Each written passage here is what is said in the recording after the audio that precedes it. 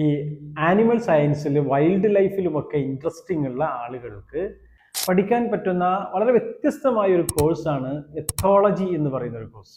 Ethology എന്ന് ഉദ്ദേശിക്കുന്നത് മൃഗങ്ങൾക്ക് ഉണ്ടാകുന്ന സ്വഭാവ രീതികൾ, എന്തെങ്കിലും ഒരു പ്രത്യേക സ്വഭാവം അവരിൽ കാണിക്കുന്നുണ്ടോ എന്നുള്ളത്, അവരുടെ ജീവിത രീതികൾ, മൃഗങ്ങളിലെ ആവാസ വ്യവസ്ഥയുമായി ബന്ധപ്പെട്ട കാര്യങ്ങൾ, ഇതിനെയൊക്കെ കുറിച്ചിട്ടുള്ള ഒരു പഠനം വളരെ ഇൻട്രസ്റ്റിംഗ് ആയിരിക്കും. റിസർച്ചാണ് കൂടുതലായിട്ടും വേണ്ടത്.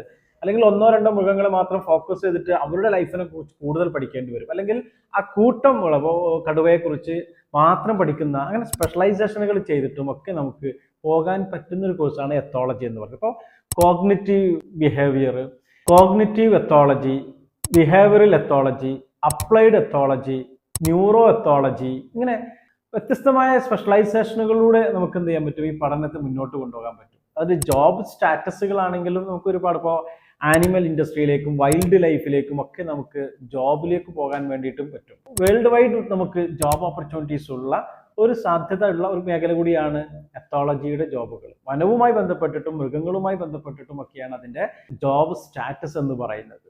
അപ്പോൾ അങ്ങനെ ഇൻട്രസ്റ്റിംഗ് ഉള്ള ആളുകൾക്ക് ആനിമൽ സയൻസുമായി ബന്ധപ്പെട്ട് പോകാൻ താല്പര്യമുണ്ടെങ്കിൽ എടുക്കാവുന്ന ഒരു കോഴ്സാണ് എത്തോളജി.